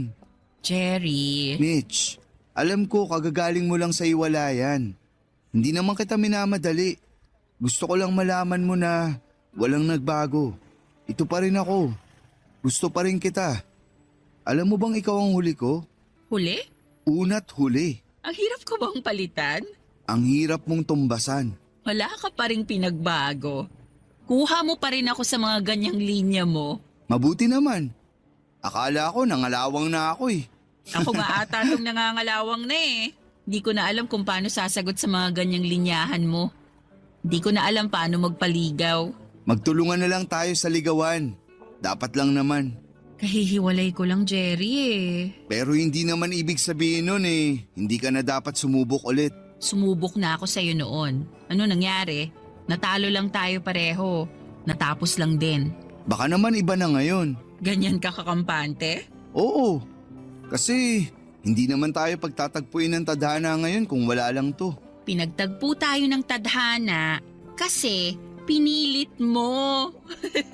Kinulit mo pa talaga yung pinsan ko para sa cellphone number ko ha? Kasi ganun ako kapursigido na may tadhana ka na sa akin ngayon. Pinalagpas kita noon. Hindi ko na ata makakaya kung makakawala ka pa ngayon. Hindi mo siguro ako titigilan hanggat hindi ko binubuksan ang pinto ko para sa'yo, no? Pinto at bintana. Hihintayin kong parehong magbukas. Sa ngayon, pwede bang bintana lang muna?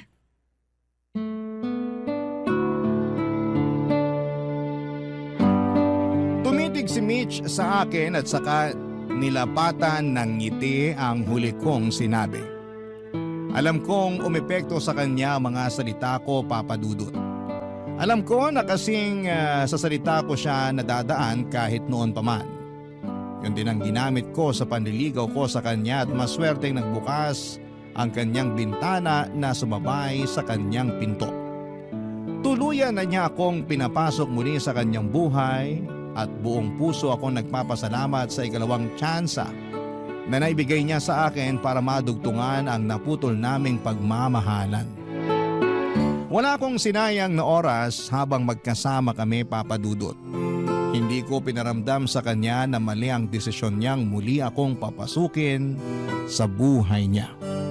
Minahal ko siya higit pa noon. Pinakita ko sa kanya na sa pagdaan ng taon ay nag-mature na ang pagmamahal ko para sa kanya. At pagkakataong yon, nagtiwala na siya sa akin na hindi katulad noon. Mabilis ang lumipas na mga buwan. Naging masaya kaming pareho at ayon sa kanya yun ang unang beses na naging masaya siyang muli matapos ang hiwalayan nilang mag-asawa. At nagpapasalamat daw siya na muli akong bumalik sa buhay niya dahil kung hindi baka tuluyan na raw siyang nawala ng tiwala sa pagmamahal. Ako raw ang nagpabalik sa kanya ng gana na magmahal ulit. Masaya ako. Masayang masaya. At dahil sa nararamdaman kong yun ay inaya ko siyang magpakasal. Alam kong alangan at lalo't may latag pa ng trauma ang nangyari sa kanila ng dati niyang kinakasama. Pero laking gulat ko nang pumayag siya. Hindi ako makapaniwala, Papa Dudut. Agad kami nagpakasal at marahil iyon ang pinakatamang desisyon na ginawa ko sa buhay ko. Wala na kaming pakialam noon sa sinasabi ng ibang tao na masyado kaming nagmamadali. Hindi na kami muling magkakamali na makinig sa kanila.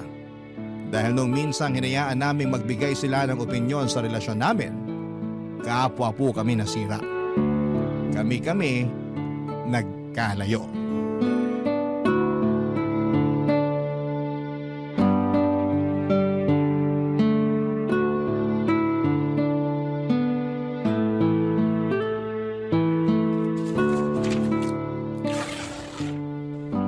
Dahan-dahan ka sa pagbubukas ng mga regalo natin, ha? Baka pwede ko pang magamit yung mga karton. Oo naman. Alam ko namang reyna ka ng pagre-recycle. Pati yung mga gift wrapper, ha?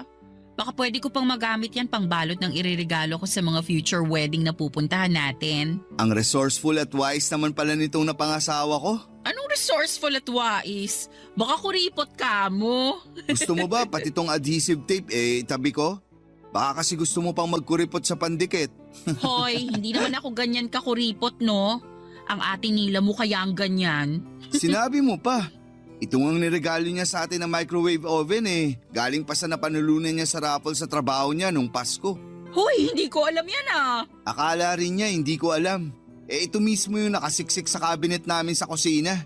Huwag mo na lang sabihin na alam na natin. Baka magtampo pa, bawiin yan. Alam mo naman yun. Sobra kung magtampo.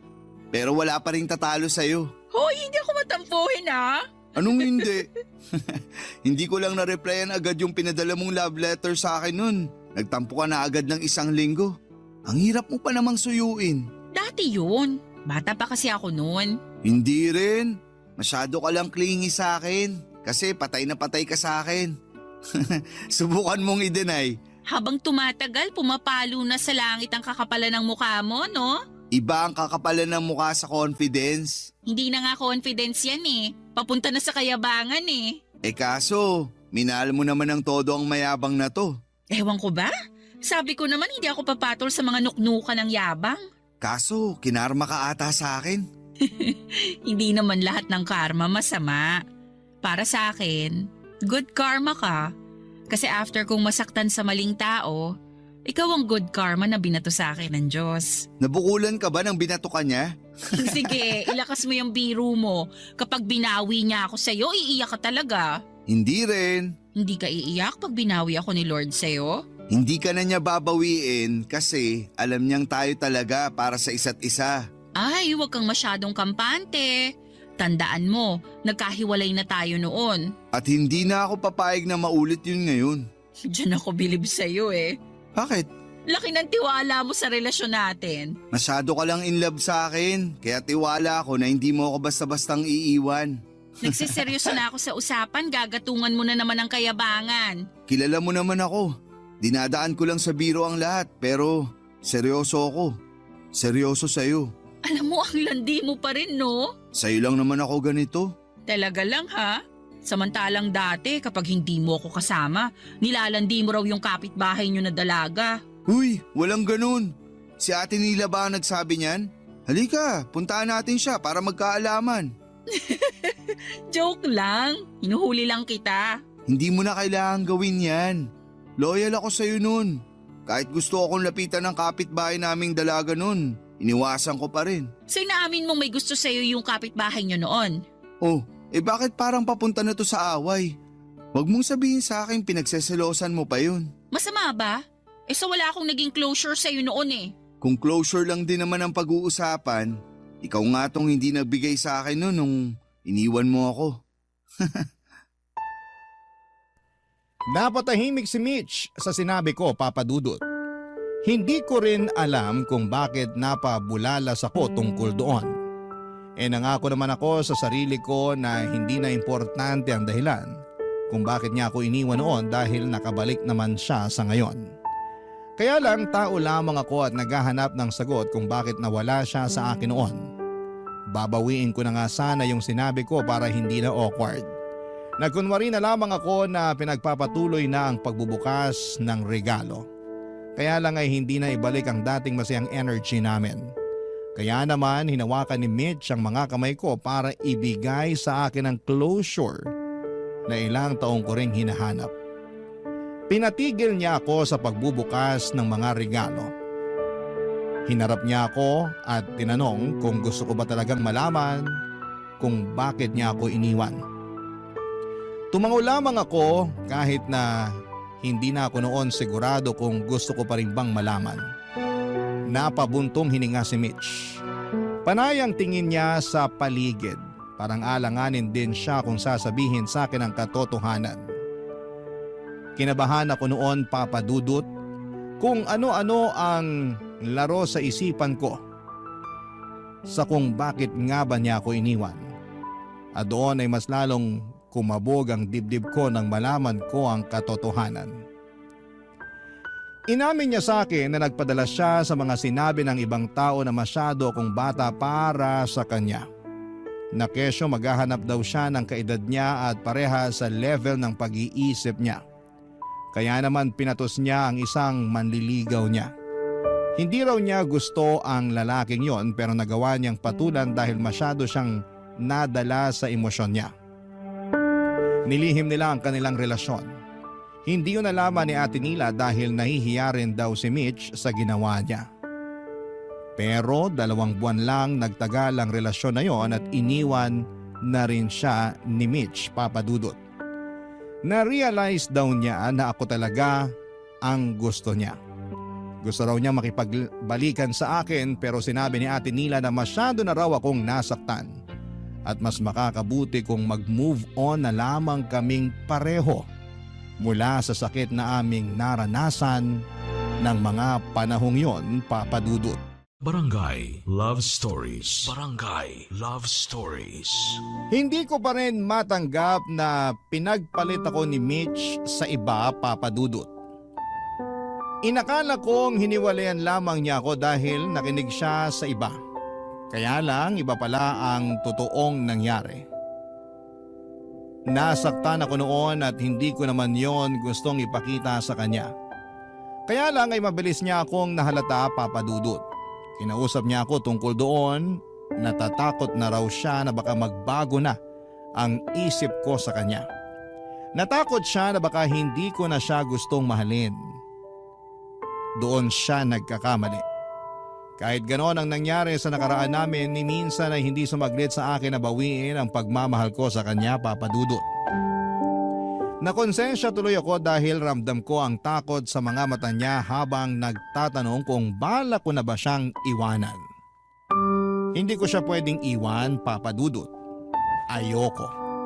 Alam ko sa puso ko na siya na ang huling tao na gusto kong makasama.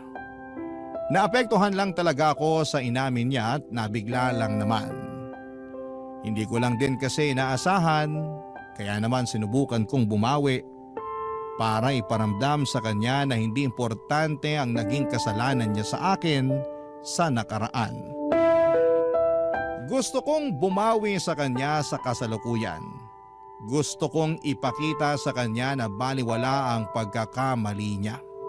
Siya ang pinakaimportanteng meron ako at handa ko yung ipakita sa kanya, Papa Dudut. Kaya naman minadali kong gumawa ng paraan para maiparamdam sa kanya na hindi siya dapat mangamba na iiwan ko siya.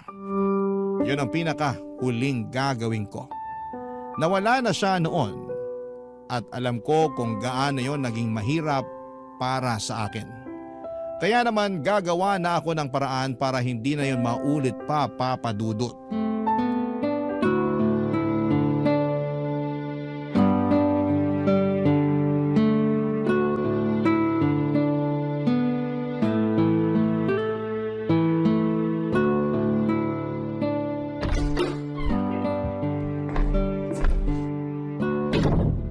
Mitch, asan ka? Nakauwi na ako. Ang aga mo namang umuwi. Hindi ba mamaya pang 6:00 ang out mo sa trabaho? Nag-early out ako. Bakit? Masama ba pakiramdam mo? Gusto mo ipagtimpla kita ng tsaa? Ano, may masakit ba sa'yo? O teka, lalabas lang ako para bumili ng gamot mo ha? Wala akong sakit. Ayos lang ako. Eh bakit nag-early out ka sa trabaho mo? Para mag-date tayo. Magbihis ka na. Magsuot ka rin ng komportableng sapatos. Mahaba ang gala natin. Anong okasyon? Katatapos lang naman ang monthsary natin. Hindi naman natin birthday. Anong meron? Kailangan bang may okasyon para i-date ko ang paborito kong asawa? Paboritong asawa? Bakit? Meron ka pa bang ibang asawa bukod sa akin? Mali na naman ako. Paborito at nag-iisa kong asawa. Naayos ko na ba, ma'am? Pwede na. Pero bakit nga bigla-bigla gusto mong mag-date tayo? May kasalanan ka, no? Siguro, masasabing kasalanan nga ang dahilan ko kung bakit inaaya kita ngayon. Anong ginawa mo? Pag mabigat yung kasalanan mo, hindi ako makikipag-date sa'yo. Makitulog ka na kina Ate Nila mo. Ang sinasabi kong kasalanan ay yung mga panahon na nawala ako sa buhay mo. Paano naging kasalanan yun? Kasi pwede naman pala kitang habulin, kaya lang nagpadala ako sa takot na i-reject mo ako. Hindi pa rin kasalanan yun. Ako nga tong may kasalanan sa'yo eh. Kaya nga nahihiya pa rin ako ngayon. Okay na yun. Wala na sa akin ang nangyari noon. Wala na ba talaga? Pero bakit pakiramdam ko? Ayaw mo pa rin makalimutan yun. Hindi ko naman na makakalimutan yun. Pero kaya ko mabuhay kahit meron yun. Sure ka? Baka isang araw isumbat mo yun sa akin. Kailan ko ba sinumbat lahat ng nagawa ko para sa'yo? Baka lang kasi. Kung ganyan ang iniisip mong gagawin ko, nakakasama naman pala ng loob. Gusto ko lang naman bumawi sa mga panahon na nagkaiwalay tayo. Sorry na. Pero hindi mo naman talaga kailangang bumawi. Hindi pwede. Marami na akong plano para sa atin. Talaga? Anong mga plano yan? Bala ko, magbakasyon tayo. Out of town. Hindi ko pa naman nagagalaw ang leave credits ko. Kahit saan mo gustong pumunta, pupuntahan natin. Libre ko. Aba, libre mo lahat? Magastos ako, sige ka. Magsisisi ka. Kahit anong ituro mo, bibilin ko. Pangbawi lang sa nakaraan. Hindi kasi kita mabilan dati o malibre man lang kahit buko juice at monay. Ikaw lagi yung taya noon. Hayaan mo ako naman ang manlibre ngayon. Naiintindihan ko naman na wala ka pang panlibre sa akin. Malamang estudyante ka pa lang nun eh. Hindi naman ako naniningil. Pero gusto ko talagang bumawi sa mga hindi ko naibigay at nagawa noon. Hayaan mo na ako. Bakit ba lagi mong iniisip na bumawi sa nakaraan? Eh wala ka namang utang. Binigay mo pa rin sa akin ang lahat ng makakaya mo noon. At alam kong pinaghirapan mo lahat. Mula sa love letters, hanggang sa paghatid sundo sa akin sa trabaho. Sapat na yun sa akin. Wala nang kailangang bayaran ngayon. Gusto ko lang namang mabigyan ka ng masaya at magandang buhay.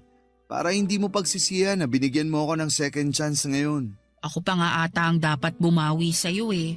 Kasi binigyan mo ako ng second chance. matapos kitang iwan para sa iba. Hindi ko naman alam noon na iniwan mo ako para sa iba. Pero kahit nalaman mo na, hindi mo pa rin ako tinalikuran at gusto mo pa rin ibigay sa akin ang lahat. Doon pa lang, bawi na lahat ng nawalang oras sa atin noon eh.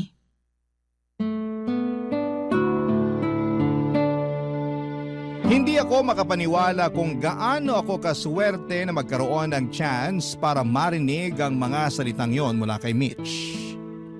Hindi pa rin ako makapaniwala na meron kaming second chance para ipagpatuloy ang pagmamahalan namin na naudlot sa nakaraan. Baka nga kinailangan naming pagdaanan ng hiwalayang yon para malaman namin na kami ang itinakda ng Diyos. Niyakap ko siya dahil hindi ko na alam kung ano pa ang isasagot ko. Parang masyadong perfect ang mga huling sinabi niya, Papa Dudut. Hindi ko na yon madudugtungan pa. Kaya dinaan ko na lamang sa yakap para iparamdam sa kanya na masaya akong narinig sa kanya na sapat na ang lahat. Pero kahit na ganoon pa man ay hindi pa rin niya ako napigilan na ibigay sa kanya mga bagay na hindi ko nakayanang ibigay noon. Hindi na ito para bumawi lang. Ginawa ko na yon para makita niya kung gaano ko siya kamahal. Sa paglipas pa ng mga buwan ay naging masaya ang relasyon naming dalawa, Papa Dudut. Wala kaming naging pagtatalo. Ito talaga ang relasyong pangarap at kinaiinggitan ng lahat. Kaya buong puso akong nagpapasalamat na meron ako ng ganitong klase ng relasyon. At pinangako ko sa sarili ko na kahit na anong mangyari, hindi ko ito sasayangin. Minsan ang nawala si Mitch sa akin. Hindi pwedeng maulit yon. Ang mga dating nagduda sa relasyon namin ngayon ay sila na mismo ang nagsasabi ng sana all. Sila na mismo ang nagpapakita ng suporta. Bigla silang naniwala na totoo ang pagmamahalan naming dalawa. Kabilang na doon si Ate Nila at hindi naman kontra si Ate noon sa naging relasyon namin. At maski na ang pagbabalikan namin. Pero may takot lang siya na masaktan kaming dalawa sa proseso ng pagmamahala namin. Ayaw niyang makita ang dalawang mahalagang tao sa kanya ay kapwa masasaktan dahil sa pagsugal muli sa pagmamahal. Tinanggal namin ang mga takot na yon nang dalawin niya kami sa aming bahay, Papa Dudut.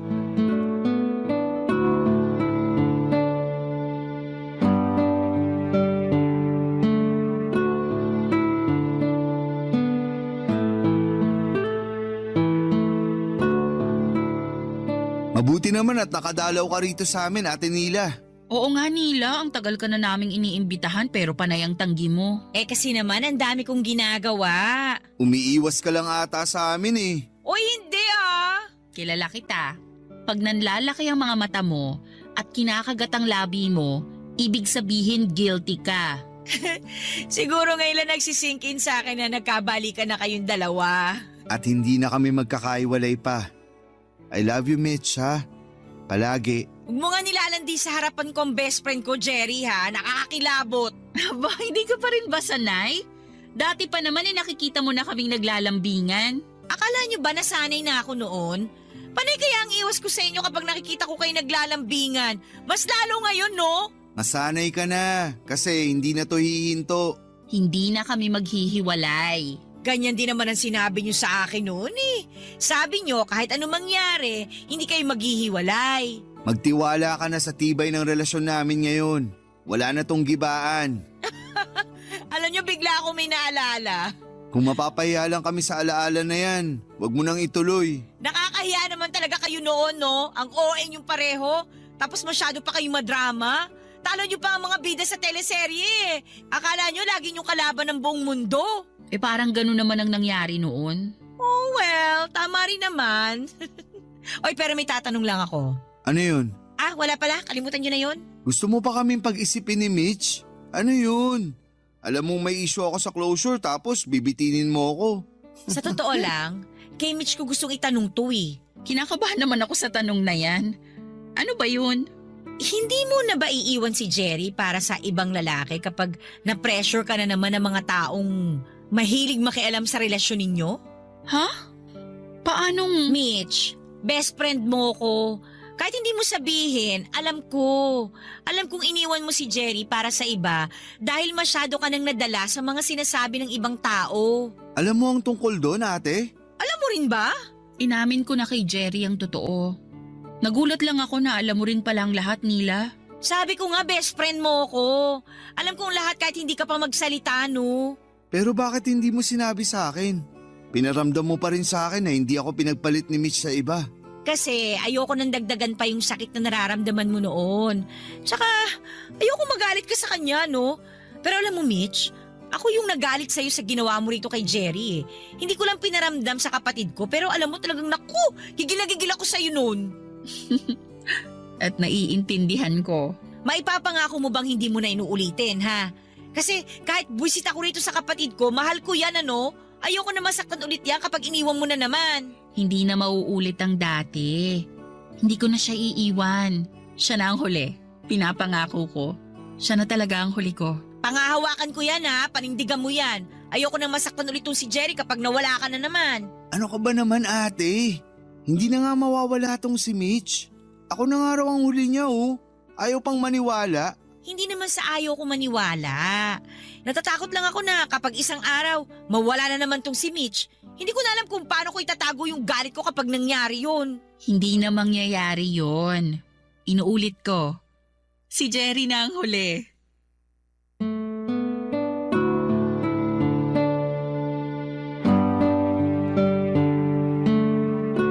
Papadudot hinawakan ni Mitch ang kamay ko at tinignan ako habang sinasabi ang mga salitang yon. Ako na raw ang huli niya. At yun din naman ang gusto kong sabihin sa kanya, Papadudot. Siya na ang huli ko at hindi ko na siya susundan pa ng ibang mamahalin. Siya lang talaga. Kami na ang huli sa isa't isa. Nang makampante si Ate Nila sa mga sinabi ni Mitch ay saka ito ngumiti sa amin. Niyakap niya si Mitch ng napakahigpit. Matagal ding nagkaroon ng lamat ang pagkakaibigan nila dahil sa pagtatapos ng relasyon namin ni Mitch. At masaya ako na tuluyan na silang nagkaayos na dalawa. Saglit pang nanatili si Ate Nila sa bahay bago nagpaalam sa amin para umuwi na. Hinatid namin siya ni Mitch hanggang sa kanto namin. Hinintay namin siyang makasakay ng taxi bago kami nagpasyang bumalik ng bahay. Magkahawak kamay kami ni Mitch habang naglalakad pa uwi. Hanggang sa biglang makaisip si Mitch ng pwede naming gawin. Sinabi niya na natatakam daw siya ng monay na may peanut butter at saka buko juice na maraming yelo. Nagmadali kaming pumunta sa paborito naming bakery at maswerte kaming hindi pa yon nakapagsara kaya nakapag-order pa kami. Alam kong sasamang muli ang tiyan ko dahil pinagsabay ko na naman ang monay at buko juice pero wala akong pakialam. Masyado akong lumulutang noon sa saya dahil sa pagmamahal ko kay Mitch. Nang matapos kaming kumain ay inaya niya akong maglakad at tunguhin ang paradahan kung saan madalas ko siyang hinahatid at sinusundo pagkatapos ng kanyang trabaho. Ilang libong alaala ang nagbalik sa amin ang mga oras na yon. Kahit sabihin pang saglit na panahon lang kaming naging magkarelasyon noon.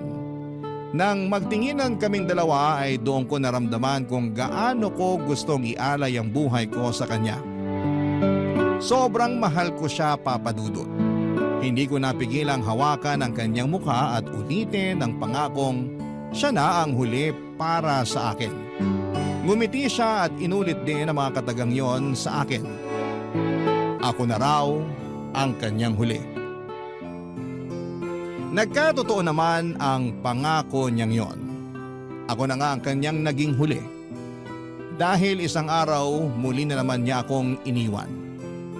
At sa pagkakataong yon alam kong hindi na siya babalik pa. Hindi niya ako pinagpalit sa iba pero sa Diyos na ang bumawi sa kanya. Sobrang sakit noon para sa akin. Akala ko sa pangalawang pagkakataon ay magiging masaya at mahaba na ang pagsasama namin, Papadudot. Pero tulad ng dati parang pinatikim lang sa akin ang kaunting saya kasama siya.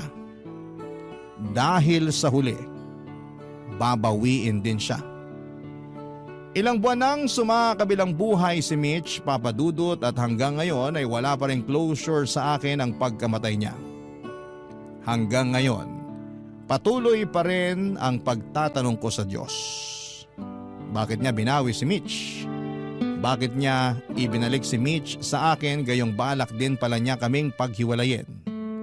Mas matatanggap ko pa siguro kung pinagpalit na lamang niya ako sa ibang lalaki. At least alam kong andyan lang sa paligid at pwede ko pang mahalin sa malayo. Pero iba na yung kaso namin sa ngayon, Papa Dudut. Walang kahit na anong sasakyan ang maghahatid sa akin patungo sa kanya. Walang kahit na anong mamahaling telepono ang pwedeng makatulong para makausap ko pa siya. Wala na.